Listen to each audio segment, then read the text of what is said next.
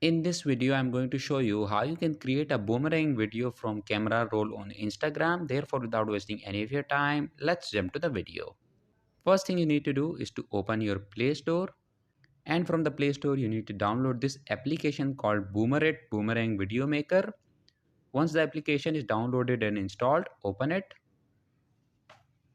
Click on this select video option. Now select the video that you want to convert to boomerang. I'll go with this video of my hand. Now wait for a few seconds. And as you can see that the video is converted to boomerang. You can change the number of loops and you can also change the speed from here. So once you have done the editing, click on done. Again, wait for a few moments. And from here select Instagram, and then you can share it on your Instagram stories. So that was it for this video, and I'll see you guys in the next one. Peace out.